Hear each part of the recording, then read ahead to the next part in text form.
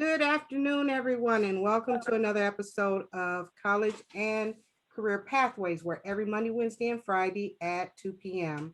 we provide you with information on various colleges and universities, financial aid resources, training programs, technical schools, skilled trade professions, employment opportunities, career exploration, and career readiness skills, all designed to help you make the best career decisions possible.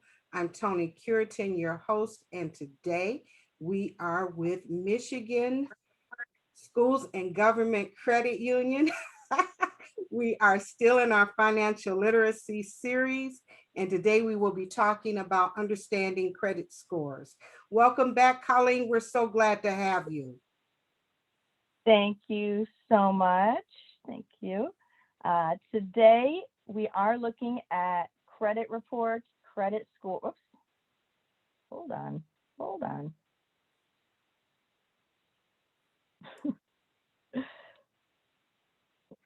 Okay. So credit score, what is it? Why does it matter? How can we improve it? Something that I think a lot of people have heard of, and they think, they know some things about it, but they don't necessarily know everything or all the pieces. So when we say, what is a credit score? It's a number used by financial companies or financial institutions to determine your risk level when issuing you a loan or credit card. In the same way, if you had a friend come up to you and say, oh, I see you got a raise at work. I could really, really, really use a loan. Could you please give me a loan for like $5,000?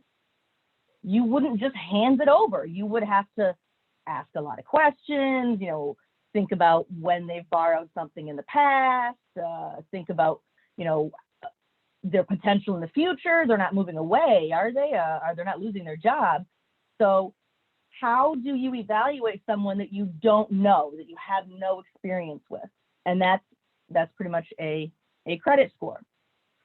I always compare it to an adult report card. Your adult report card is your credit report, and your adult GPA is your credit score. So in the same way, you're always trying to get the best grades. It always has the potential to change just a little bit. Just because you do great right now doesn't mean you're going to do great later. Just because you do not so good now doesn't mean it's going to be not so good later. So in the same way you have control over your grades, you would have control over your credit. The FICO score, if you hear the credit score referred to as the FICO score, that refers to Fair, Isaac and Company, which is the calculation. They come up with the credit score model. What makes a score a 700? What is it that makes a score a 500? So the FICO score is just saying where that score came from. There are 3 credit bureaus: Equifax, TransUnion, and Experian. Well, why are there 3? Why can't there just be one? There's 3 different ones. They are not creditors. They collect information. So credit bureaus just collect information of whether you have made a payment or not, how long you've been making payments, and they just supply the information. Your score should be very similar between the 3. It's not going to be exactly the same. This is a pretty wide swing from 700 to 765. I wouldn't normally see such a wide swing. I'd say maybe if this was 735, 720, 700, that would be maybe a little more realistic, because not every creditor reports to all 3 bureaus. They might only report to 2, or they might only report to 1. So when a credit union is evaluating you for a checking account or a credit card, they may just pull up the Equifax credit report because that's what they do. But when it comes time to apply for a home loan of $200,000, they're going to pull all 3 credit reports and average it so they can get the most information possible. So what does it mean? right? I mean, it's your adult GPA, but we're not in school anymore. So what does that GPA get me? Well, the score can change, 300 to 850. Now, in the same way I described grades, like a 60% is failing. Anything below a 60% is failing. So no matter what it is, you automatically want to get a score higher than 60%. I think of it the same way, like 600. You know, under 600 is kind of considered the not so great, like the failing. It doesn't mean you're not possible to get a loan. It could be possible. It may be more, well, it will be more difficult. It would be more expensive, a lot more expensive. And you really do not want to find yourself in this, you know, red area. Anywhere between, you know, 600, 700, a little under 6, a little over.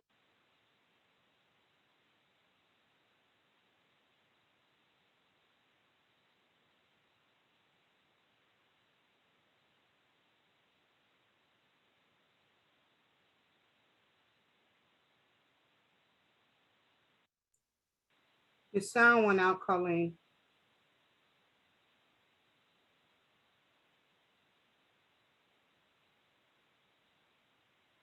Still can't hear you. You want to pop out and pop back in? I don't know what you're saying, but you can pop out and pop back in.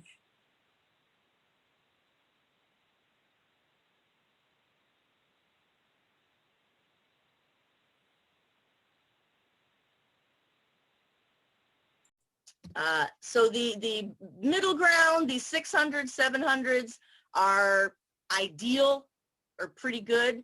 And then over 700, over 720, you're good. You're great. And a little difference between grades, you know, you're always trying to get that 100%. You know, you really want that A++. You know, everyone's striving to be the absolute best. You want to be the best, but you don't necessarily need to strive for that 850. If you've got a 740, you got a 750, you're great. You're getting the best deal. You're getting the best opportunity that you are able. So of course you can keep trying, but don't freak out. Don't worry. Oh, I only have a 780. That's amazing. That's great. So you're good. What does it matter? Like your GPA, like your transcript, your credit report is telling a story about you. It's telling about your past. It's telling about your habits, your behavior. It's making assumptions about your priorities, you know, what you spend money on. Well, like, there's certainly no mortgage, but they've had lots of cars, or they have lots of credit card debt, but they don't have any real assets. When you are applying for an apartment, when you pay the apartment, that is not reported to the credit bureau, but they can use your past to make a determination whether they should rent the apartment to you in the first place. Student loans, same thing, especially if you're applying for student loans later, you know, in life, when you're going back to school or maybe going to a graduate degree. And if you're borrowing tens of thousands of dollars in student loans, just a couple percentage points interest is huge. Car payments, I believe we looked at some examples where it's really unbelievable how the interest rate of a car, you know, 1.9% versus 15% on the same car is just thousands of dollars. And it's really sad to see people who don't understand this is too much, or, you know, I really should have kept looking. I should have waited a little longer, should have done some comparison shopping, because those high credit scores will make everything more expensive. Just approval overall, applications for jobs. When you apply and there's 100 other people who apply and they all have the same degree you do and they all have at least 2 years experience. So where do you fit? You're not companies are not going to evaluate you or hire you strictly on your credit score. But in order to narrow down, the larger group, they may knock off some of the lower scores. They may, I work at a financial institution. If they see that I have, a repossession or a former bankruptcy, they may just take me out of the running altogether. So even though let's just say I had a bankruptcy years ago, I really pulled myself together. I've got all my debts paid back. But what is the impression they're getting? The impression they're getting is I'm not responsible with money. So you absolutely do not want to lose an opportunity for an interview or an opportunity to show yourself. If they don't call you in for the interview, you don't even have a chance to show how wonderful you are. How are they calculated? What is that FICO method? This chart you'll see a lot. In fact, this side, these two, 35 and 30%, this is what I focus on, especially when I'm talking to high schoolers or students. Just pay attention to payment history and capacity. 35% is payment history, meaning the biggest impact you can make on your credit score is making on-time payments. It's like saying the biggest impact on your grades is just turning everything in on time. And it's similar. I mean, if you just do everything you're supposed to do, I turn everything in when I'm supposed to turn it in. It may not be the best quality, but I turn it in when I'm supposed to, your grades will be, they'll be okay. They're not going to fail, right? But if you're not making a priority to turn things in on time, it's going to have a substantial effect on your overall grade. So that's the biggest part, is paying bills on time, all of them.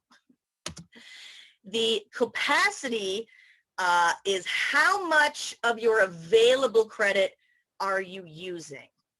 The less you use, the better. And I specifically pulled up a utilization rate chart just for today, because we were asking about it before, where if you have, this is not moving, $10,000 of credit card limit. If you have a credit card with a limit of $10,000, you have the ability to spend up to $10,000. If your balance is $9,000, I owe $9,000 out of a possible $10,000, that's a 90% utilization rate. That's seen as very dangerous.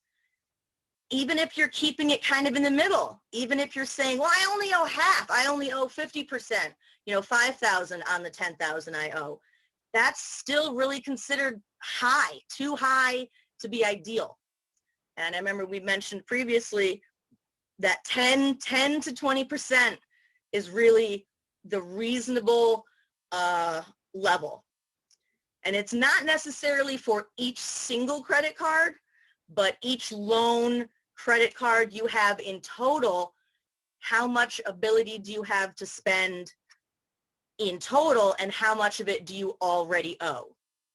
Because essentially, if this person who has a 90% utilization rate gets in trouble, loses their job, has an emergency expense, they really don't have any room to do much. They don't have much wiggle room to do anything about it. Whereas someone who leaves the balance only at 1,000 is much more prepared for that unexpected occurrence. Length of history is important. I do like to mention this because it's really important how you start. If you just start getting credit on the right path, on the right track, it sets you up 10 times better.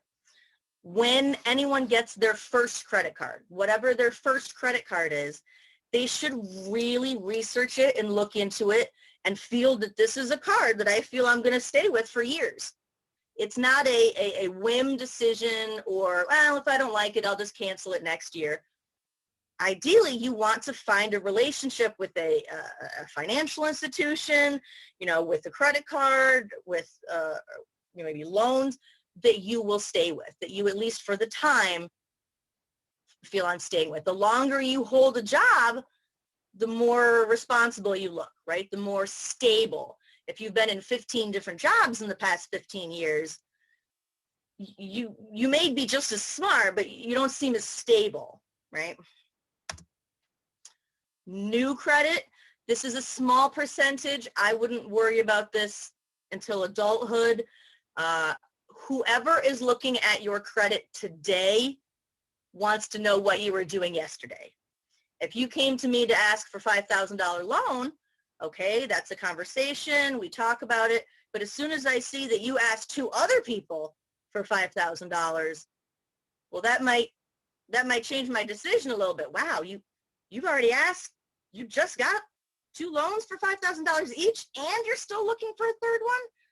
Wow, I don't know. You're looking for a debt consolidation loan, but I see last month you opened a new car. You bought a new car. So what you've done recently can affect, a current decision. And a mix of credit. Again, this is something for later. This is something once you've you've got that paying the bills down pat. It's best to see a mix. We want to see you with high grades in multiple subjects. We want to see that you can handle a car loan, a student loan, a home loan, but also a credit card, a Best Buy card, Sears card, really expensive interest, really low interest. That you are not a one-trick pony. You can handle different types of debt. I say this is for later because it makes people feel like, oh, I need to jump, I need to, put a foot in each pool. I need to get a credit. Consistency is ideal. Start small. When you have that confidence, then you can kind of start expanding. Looking at the chat is, when you get married, does your credit score merge? Oh, I make that a true or false question so often with my teens. No, it does not. You have your credit score when you enter a marriage, and the partner has their credit score when they enter the marriage. If you never share an expense, the house is in your name, the car is in his name, then there'll be no overlap. Likely, you might have a joint credit card, or you jointly applied for the home mortgage. So if you both have your name on the same credit, it'll be reported to both of you and it will affect both of you equally. But just because you're married, nothing suddenly shows up on yours or suddenly shows up on theirs. And getting divorced doesn't really do anything either. If you have your name on a house that you don't live in anymore, you're still responsible for that house. So it can get very complicated trying to separate those details. I've never heard that, but back in the day, things used to be different. Women couldn't do anything without their husband, or they weren't married. Oh my gosh, I remember. Well, not I remember, but I believe that I had a ex-boyfriend years ago, and his mom told me a story about how after she got divorced in her early 20s, she couldn't find anywhere to live, and her ex-husband had to go around with her and pretend to be her current husband so she could get somewhere to live. And that was only, maybe 30, 40 years ago, not that long. So certainly women can get their own houses, can get their own jobs, can apply on their own today. They do not need a man specifically to help them. You might need a co-signer if you just so happen to need help, but not necessarily a husband. What if you pay off your cards monthly? We, I would say put a pin in that. First, I'd say pat you on the back. Great job. The next couple sections are boosting your credit. And we'll get into that in 1 second. How do you keep track of it? Well, how do you even know what it is, right? you're paying your bills on time. You just assume that it's pretty good. You don't want to assume, you want to actually know, right? You can request one free credit report per year. And remember, there's 3 bureaus, so that means you can get one from Experian, one from Equifax, and one from TransUnion. That is your credit report. It is not your credit score, but in the same way, if you're handed a report card with no GPA on it, but you see A, oh, well, this person clearly has a very high GPA. If you see, late, foreclosure, delinquent, if you're not sure how to read it, we're actually going to get into that too. Take it somewhere. Take it to your credit union. When you apply for a car loan or a credit card loan, have them go over it with you. Oh, great, you're approved for that car you're interested in. Oh, thank you so much. Can you go through my credit report with me? I haven't seen it in a couple years. I'm glad I'm approved. Can you point out why I'm approved and maybe if there's any areas I need to improve on?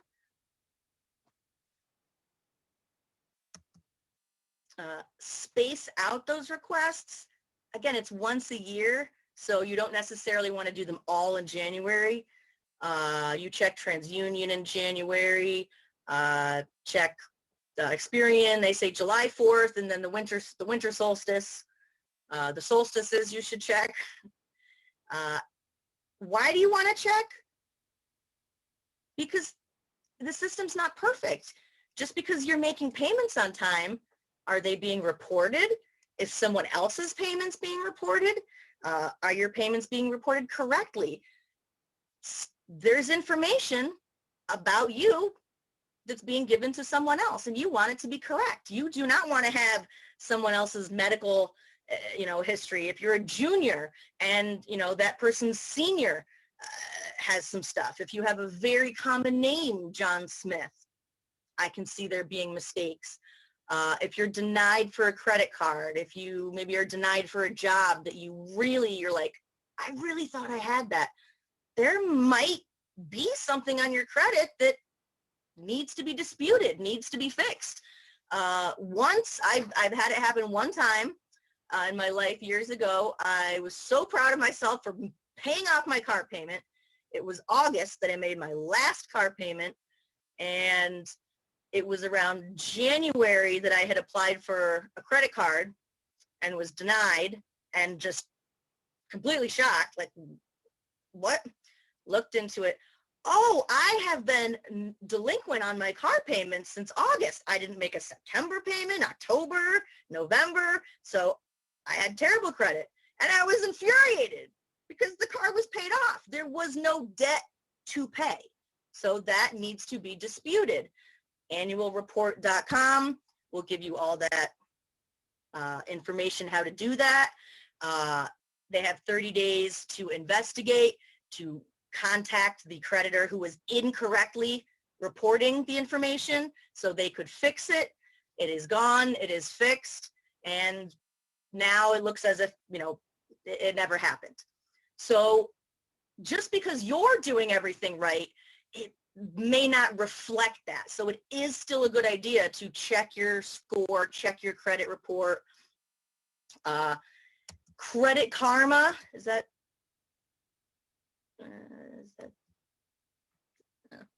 yeah, so Credit Karma is a estimate of your credit score. It's not going to be an exact replica.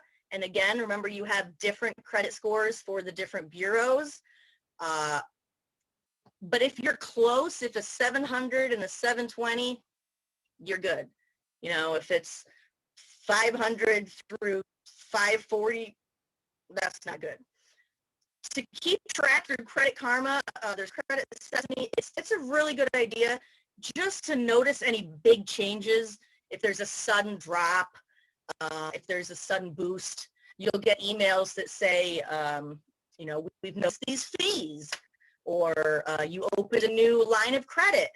So Credit Karma is a great way to keep track without accessing your actual credit report.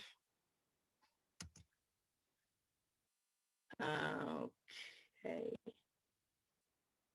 This handout, I sent 2 handouts to Ms. Kurtz, and this one is kind of what we just went over, the basic breakdown of a credit score, where the scores come from. It's a great reference to have. We are going to go over boosting your credit score. Part of that is how to read it. How do you know what it says? So instead of going over each separate issue, I did include this handout. It shows what is included. Again, even if this is tough, take it somewhere. Any credit union is going to do it for free without any hesitation, whether you're a member or not. It loves to help people's credit. The better your credit is, the better we all are. It doesn't do me any good to keep you down, to try and keep you from getting what you want. So once you kind of learn it, know what to look for, a C means, currents. Are you looking for, a 30-day? Do you see a 60-day? Notice what isn't on there. Things that are not on your credit report are your income. Your income, I don't want to say it doesn't matter. It certainly matters. But as far as how you pay your bills back, it kind of doesn't matter. Do you pay your bills back or not? That's the moral of the story. You can earn a lot of money and pay them back, or earn a little bit of money and pay them back. But the person who lent it to you is mostly concerned not with how much you make, but how consistent and how responsible you are. Your account history goes back 7 years. So that's why starting out on the right foot is so important. 18-year-olds, 19, 20-year-olds, they make a lot of mistakes without necessarily knowing it's a mistake. They make a lot of mistakes because they don't, know any better or truly understand the consequences. So if you're potentially trying, you're applying for jobs, you're trying to get a mortgage, 25, 26 years old, and you still have your Best Buy card that you never paid off when you're 18. You have the Lansing Light and Power you never paid when you were living at the dorms or the apartment. It's going to affect you. It's going to remain there. You may not even be able to receive financial aid in the future, or register for classes if you have, some debts, some specific debts. I see in the chat here, it's probably good. Use it once a quarter, or find out how long it'll get you before it close the card. What do you pay off the cards monthly? Yes, great information. Okay, so boosting your credit scores. So now we know kind of the basic breakdown, but how do we use it to our advantage? How do we make it the best it can be? Keep things simple. And it's not about having the most credit cards, having the most loans. It's not about borrowing the most money. It's about consistency, right? Same thing with colleges, same things with jobs. They're not just looking to see that you did good last year, but that you have a habit of doing well, that you have a habit of responsibility. And just like you mentioned, what about making monthly payments? Making monthly payments, perfect. Open one credit card. I do promote having a credit card. Certainly if you are informed about it, I don't think you should have one. But I think starting around 18, at least, it should be available. There should be the conversation. There should be this is set aside for emergencies. This is not your debit card. This is not your spending money. But this is something you have in case of emergency. And that small credit card can just stay open. You don't even have to use it. And you're getting credit for it. You're getting credit for not being in debt, not being late, having a low utilization rate. But if you charge a small amount and then pay it, charge $20, pay $20, charge $50, pay $50. That's a little bit better. It You will increase your score faster if you actually use the credit card and pay for it. But you'll need to find that balance between using it for the sake of using it, or using it and running your balance up. I mean, it's about self-control. A $300 credit limit, a $500 credit limit. There's no reason why any teen or 20-year-old needs more than that to get used to it, to get comfortable with it, with the payments on time, with the reading the statements, you know, having questions, not overspending, having self-control. Paying your bills on time. I'll say it 1,000 times. You'll hear it 1,000 more times. Pay your bills on time. And you may say to yourself that day, like, I'm just in a bad mood. I don't want to deal with it. I'm putting it in the pile and whatever. It can't really be that bad. Well, it could drop 60 points. That could be the difference between, you know, a job or not. That could be the difference between, you know, approval or not. So you don't want to take any of those chances. You don't know what's going to happen to yourself in the future. You know, you want to keep perfect credit for when you need it. I don't need a car right now. I'm not really interested in what car interest rates are right now. But if I got into an accident today, then I would like to know that my credit is there for me. I have the credit available to get a new car, to get a new loan. I don't wait till I crash the car to say, oh, I better start looking at, you know, having some credit. No, you need to have it established before you need to use it, if that makes sense. Set up alerts, reminders, automatic bill pay. I like to set up low balance alerts on any of your accounts. I have some automatic bill pay. How I personally recommend automatic bill pay is, let's say you're paying rent for $1,000 a month and your car loan is $200 a month. So you have it set up so that your paycheck automatically deposits, you know, $600 into a specific account each time you get paid, and the rest of it goes into your checking account. And you have your car payment and your rent payment set up to automatically come out of that account. And the only reason that account exists is for those two bills to be paid out of it and for the money to come directly from the paycheck. So you aren't transferring, you aren't doing anything. You're ensuring that the amount will be there because you know it's coming from the paycheck. If you cannot ensure it's going to be there, you know, if your paycheck is usually only around $800, then you can't have $600 go towards that. Then you got to rework your budget. If you have your entire paycheck go into one checking account and you have, you know, your rent automatically taken out, your car payment automatically taken out, that's fine, but you really got to keep track. They're taken out on different days. You got to make sure you're not spending money that's already pre-marked for another bill. So personally, I like to kind of separate bill money into a separate account and have those bills automatically paid so that what I get in my checking account, I know is more or less my money.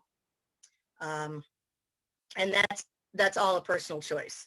I like control over bills. I like being able to pay this much this month, a little more this month, early this month. So look into automatic payments. Sometimes you can save, especially on car loans. I've seen if you set up automatic bill pay, you can save 0.25% or 0.5% on the interest. So with an expensive car, that could really be worth it. Building your credit. So where do you start? You know, where do you start with nothing? You know, how do you get responsible without an opportunity to be responsible? So be aware of your borrowing behavior. Understand the relationship between your financial activity and your credit score, like I said, look at grades. How do you handle your grades? Do you write in your planner? Do you plan ahead? Do you study ahead of time? Do you do everything at the last minute? Do you turn things in late? Do you lose paperwork? Think of your personality already. You're not going to become a different person. You're going to continue the same habits you already have. So if you already know that you lose a lot of stuff or you're not great with deadlines, keep that in mind and use it before it works against you. Before you get a credit card, have a system in place so that you don't, lose things, or that you make sure you're spending on time. Try not to carry a balance. Even if you purchase things, you want to pay it off at the end of the month. And the best part is you could have a credit card, you could have multiple credit cards for your entire life and never pay 1 cent of interest. It's possible. It's not very likely. I've never met anyone like that, but it's possible. If you only charge on the credit card, or you only borrow what you're sure you can pay off, then it's just a series of little 30-day loans for nothing.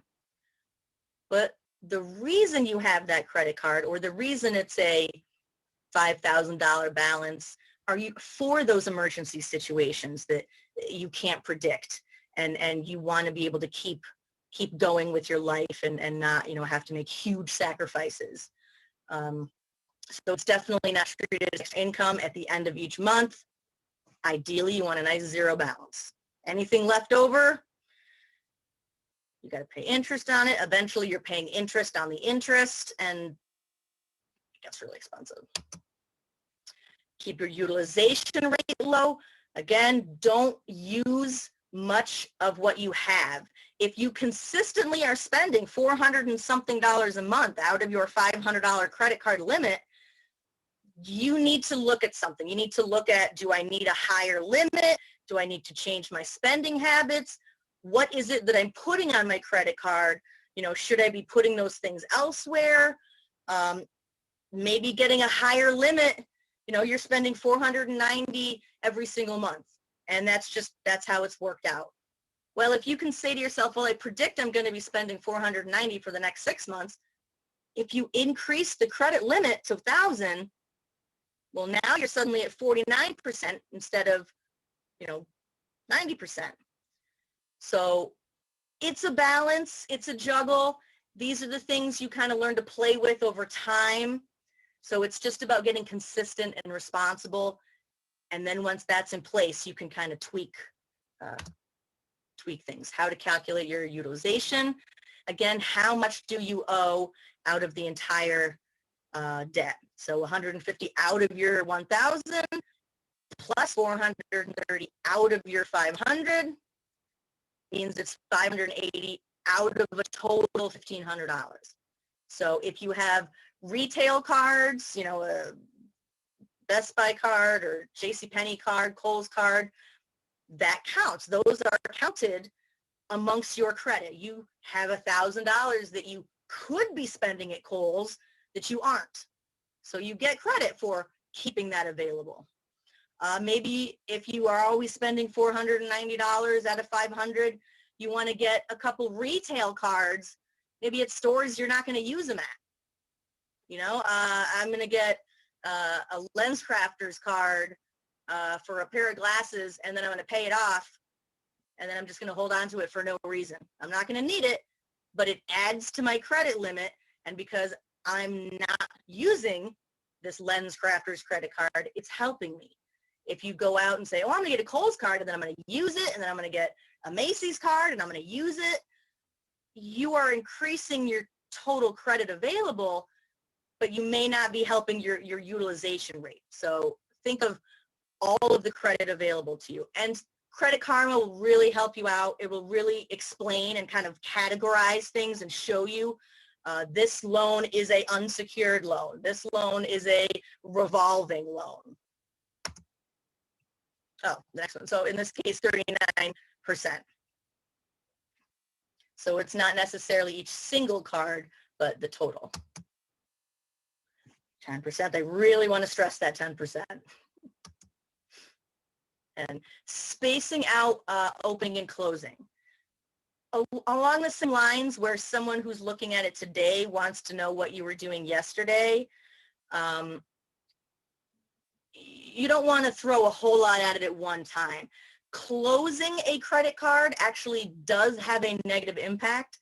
There are reasons, there are perfectly valid reasons why you might need to close your credit card. And you should be able to do that. But think about it, you know, map it out, why, and close it today. If you have a situation where, let's say you have 5 credit cards, it's gotten out of control, you're really looking for that one debt consolidation loan that's going to pay off all these cards, and then I'll just have that one payment, you know, for the overall loan. Great, but don't close all 4 of those cards at the same time, because that's 4 hits. You know, you want to kind of slowly do 1 a month, or it was mentioned in the chat, eventually if you just don't use it, they will close it on you after so many years. I've had some retail cards I went to use, and they're like, oh, this was deactivated. You know, this hasn't been used in, you know, many, many years. So keep that in mind too. You may not have an active card. You do not want the card to be closed on you. Ideally, you want to be the one to make that decision. That's what I was going to ask you. Does it look bad? Does it look negative if they close it out because you don't use it? Not in that case. If it's closed for, you know, I'm trying to close it and I still have a balance, that shows up worse. But if you don't have any balance on it and then it kind of disappears, so to speak, or it shows that it's closed by them without a balance, it's not great, but it's much less. Mix it up again as you go on. This is something I tell my fiance all the time. He drives me crazy because I'm like, you know, this is what I do, right? Can you just let me handle some of your finances? I got it all figured out. And he's got 1 credit card. I'm like, you're a grown man. You need loans. You need something to show that you can do more than just a credit card. If you're never going to get you know, a $20,000 car loan if you've had credit for 20 years and all you've had is a credit card. You know, you want to show over time that you can be responsible in multiple areas. But once you're consistent, right? This is the first time this year I'm in the process of getting a mortgage. And I was never really interested in a mortgage. An opportunity came. And now I'm finally going to get to add that one piece, you know, to my credit kind of menu that I haven't had. And as long as I keep up with it, even though a mortgage is increasing my debt substantially, it's showing that I have an asset. I have, you know, something that's worth money. I have something that's going to be, in theory, worth more money later. I can make a revolving loan payment as well as installment loan payments. So get comfortable with the credit card and then maybe start to expand. Monitoring, read your report, look on Credit Karma, ask your credit union. They cannot hand it to you. You know, if you apply for a car loan and they say, yes, you're approved, they can show it to you and go over it with you, but they're not going to be able to print it out and hand it to you. So make sure that you ask that. Request 1 free a year. At your own leader, you're not going to get your score, but again, you want to look for consistency. You want to look for something that doesn't look right. You know, do I recognize all of these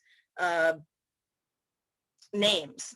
You know, if it's a bill that looks like something you haven't paid, you know, it's a bill that you look like you haven't, a store that you've never heard of, do some research. You know, you want to make sure that that's valid. Same as if you see something that doesn't make sense on your activities, your credit card statement or your checking account activity. When you when you request your credit report for yourself, it does not affect the score. When you look for your own credit score or a credit report, excuse me, it does not have an effect. If you request an outside party, if you request a credit card company or a store or a bank to run your credit report, it does affect your credit. It does bring it down a bit. So if you're applying for a new credit card every single month of the year, that your credit score is going to be lower at the end of the year than when you started, because you don't want to apply for new credit all the time. However, if you are applying for something like a car or a mortgage where you genuinely want to compare rates, you know, it's not fair to say I can only have one place run my credit report and you're gonna cost me points because I want to comparison shop. There is a 2-week period. If you are shopping different credit unions, different rates, different places for a mortgage rate, or shopping different dealers for a car loan interest rate, and it shows up as a car loan interest rate, car loan interest rate, car loan interest rate, that will not count as, you know, 4 different hits. It will count as one hit if they're in a 2-week period. So that's good. You know, you don't have to worry about, I already have low credit, I don't want to hurt it anymore. But you checking it yourself has no impact. And a lot of credit cards these days have that bonus of, you know, we'll tell you your credit score, or each month we'll let you know your credit score. We'll give you access to your credit score. And that will not affect you. That is not a negative hit to you either. Colleen, how long does it take? Right. How long does it take for you credit report to revise applying for different credit?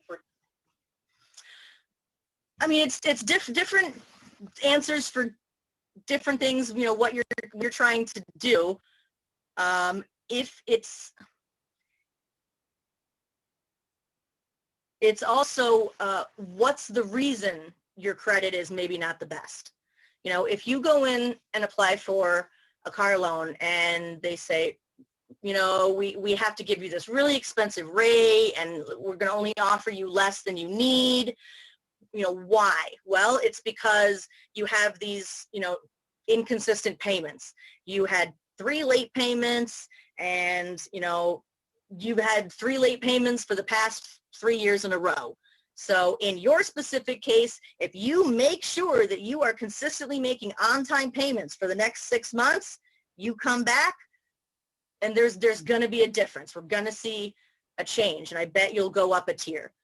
If you've been making payments, but you have a bankruptcy 2 years ago, you're going to kind of have to ride that one out.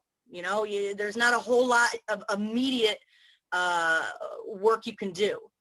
But certainly, there are things. If you want to condense debt, you have, you know, multiple credit cards, and you don't like receiving so many bills. You just want to receive one bill.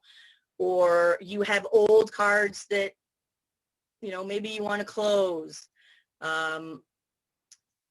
If you have a high utilization rate, that's a big one. I mean, if they say your score is so low because you have an 80% utilization rate, if you spend the next 6 months really throwing money at those loans and trying to bring down, you know, your utilization rate, then you can have a much better score. So it depends on kind of what it is that got you there. What about to new help credit? you keep going? I'm sorry? What about new credit? New credit, you are kind of lucky because you kind of get a pass.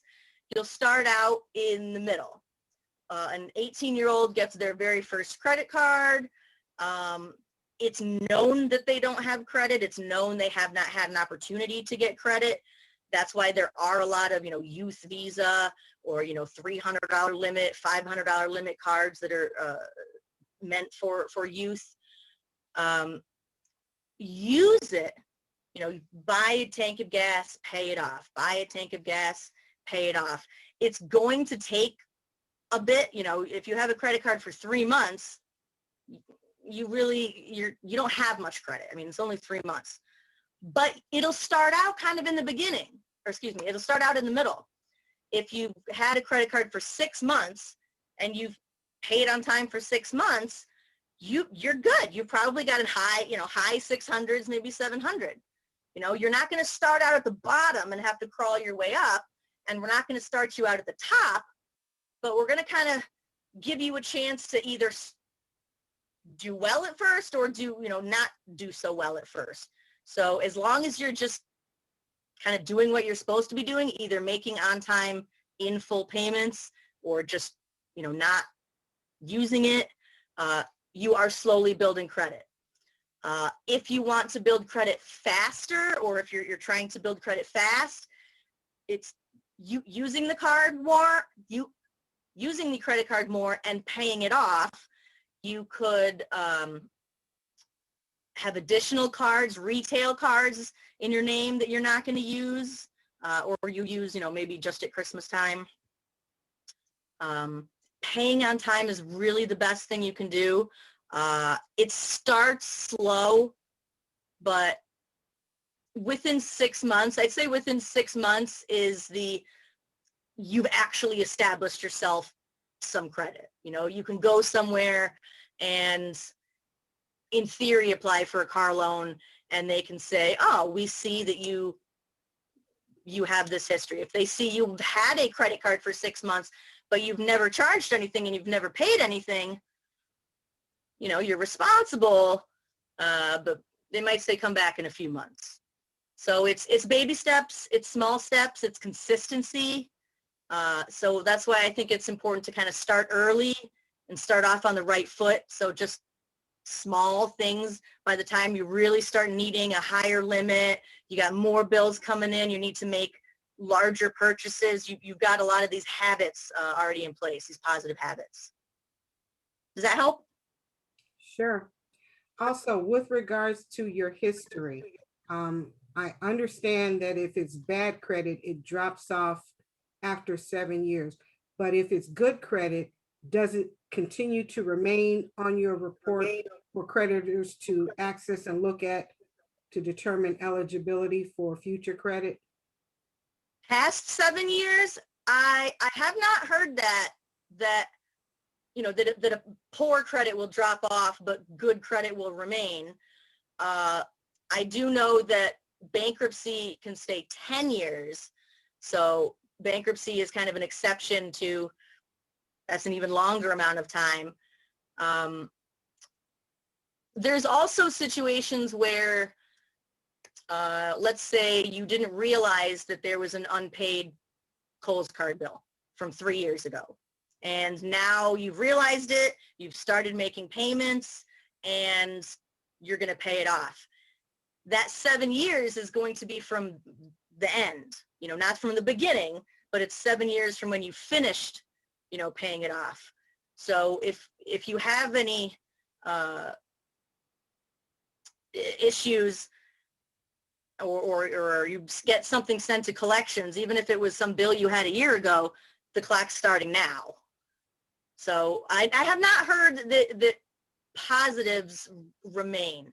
I do know that if a teen has a relationship with a financial institution, let's say you have a checking account with MSGCU, you've had a checking account since you were 16 years old, and now you're 18 and you're applying for a credit card in your own name, you have no credit, but we can look back at your checking account history. We can make a judgment call of, you haven't had overdrafts, you've been a consistent member, you were only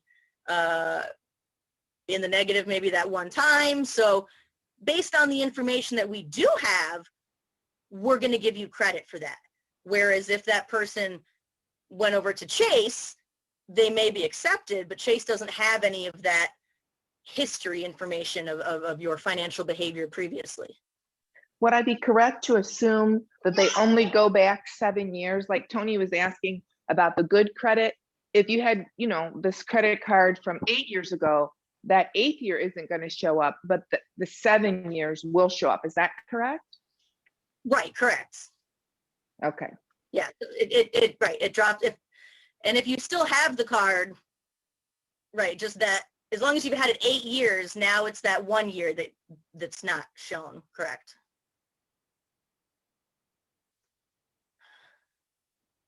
Were there any other questions at all? Yes. Where do we go to find the FICO Where score? do we go to find the FICO score? The FICO score, which one is it? I think it's this one. If you do want to purchase your credit score, because you can access a free credit report, but if you do want your credit score with that, when you are requesting your credit report, you can check the box. Yes, I want my credit score as well. It's not free, you have to pay for it, but there is an opportunity to have your score when you, at the same time as you're applying for the credit report, and that's annualcreditreport.com, annualcreditreport.com. We used to see those commercials for free credit report, and it makes me crazy because it was not free, and that was their whole title. Annualcreditreport.com is the one place to go get your free credit report. I'm trying to think of any other tips or tricks that I have for credit. It's, I mean, really just know what's on it. That's one thing that a lot of people assume they have good credit because they're doing what they're supposed to do, which is great, but you want to confirm that. You know, you want to make sure that the message being told about you is the message you want, is a true, valid message. You know, you may still get that loan you wanted eventually that you were denied for the first time, but you may not be able to go back and get that job, you know, that you were denied for that first time because of a mistake. So I would say just keep monitoring, you know, same way you keep track of your grades, in the same way that maybe 2020, well, not maybe, 2020 was, you know, everyone just calls it dumpster fire. It messed up everybody's finances. Everyone had to pull from savings. So it's going to have an effect. Your credit score may have dropped dramatically because of 2020. You can make it up. That doesn't mean it's going to stay there. You can absolutely make it up. You can fail your freshman year and graduate with a pretty great GPA. So even bankruptcy, you can get past. You know, it doesn't end your financial career. You guys got any more questions?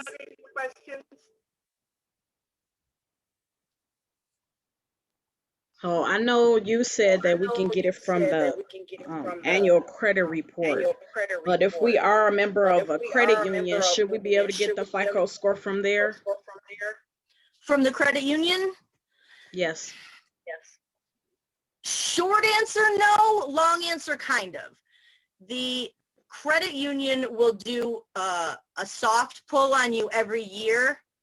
So they can probably tell you what your score was the last time they did that, which may have been, you know, 9 months ago, 10 months ago. So it's kind of valid, or it'll give you an idea. I believe it's August. Something tells me August.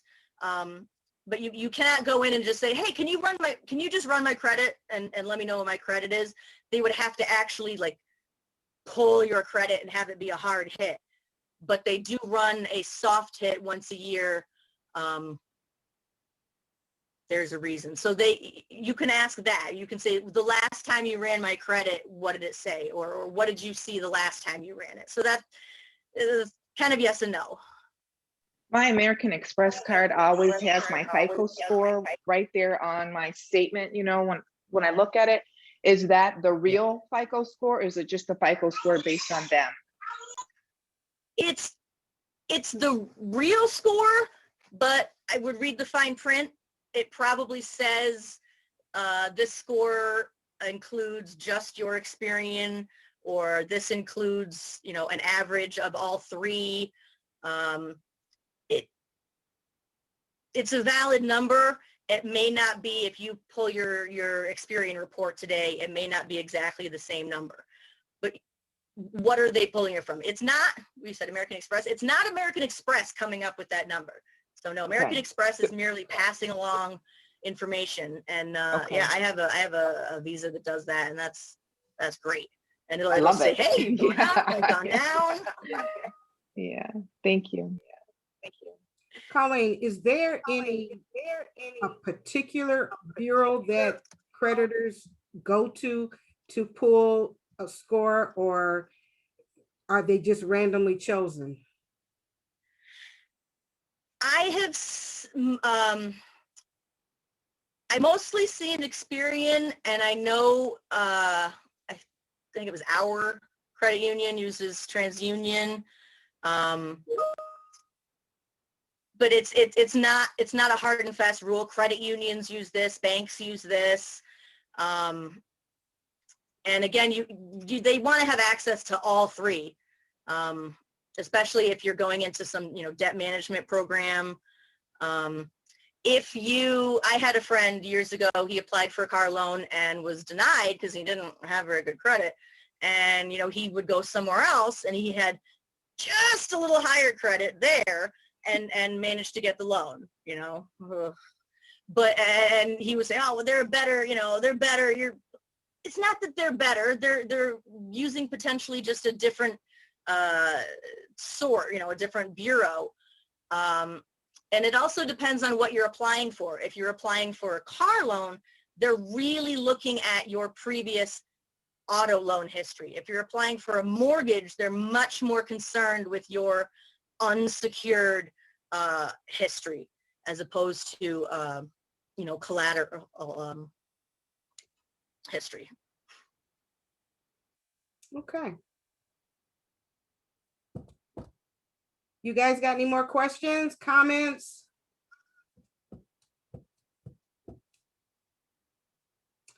Then I think we will wrap it up. Thanks so much, Colleen. Great information. All right. Thank you. Thank you all. Have a Thank great you. day. Thank Thank you guys you. for joining. Everybody have a great day. Thank you.